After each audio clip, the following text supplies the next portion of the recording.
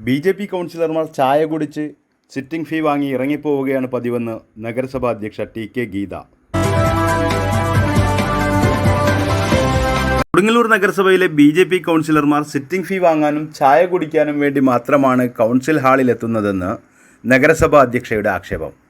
BJP. കൗൺസിലർമാർ നഗരസഭാ കൗൺസിലിൽ പങ്കെടുത്ത് ഉടനെ ഇറങ്ങിപ്പോകുന്നത് നിരന്തരമായി പ്രക്രിയയായി മാറിയിരിക്കുകയാണെന്ന് ടി.കെ. ഗീതയും അഡ്വക്കേറ്റ് വി.എസ്. ദിനലും ആരോപിച്ചു.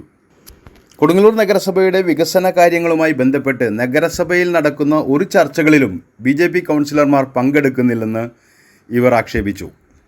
നഗരസഭയിൽ ആകെ നടക്കുന്ന വികസന പ്രവർത്തനങ്ങളിൽ തങ്ങളുടെ വാർഡുകളിലെ വികസന പ്രവർത്തനങ്ങൾ ചൂണ്ടിക്കാട്ടി അത് തങ്ങളുടെ നേട്ടമാണെന്ന് പറയുന്നവർ ഒരു തരത്തിലുമുള്ള വികസന ചർച്ചകളിൽ അഭിപ്രായങ്ങളുമായി എത്താറില്ലെന്നും നഗരസഭ അധ്യക്ഷ പറഞ്ഞു. സ്വന്തം വാർഡുകളിൽ കരാറുകാർ ഏറ്റെടുത്ത പ്രവർത്തികൾ പോലും പൂർത്തീകരിക്കാൻ കഴിയാത്ത ബി.ജെ.പി. കൗൺസിലർമാർ നഗരസഭാ ഭരണസമിതിക്കെതിരെ ആരോപണങ്ങൾ ഉന്നയിക്കുന്നത് അപഹാസ്യമാണെന്നും ടി.കെ. ഗീത പരിഹസിച്ചു.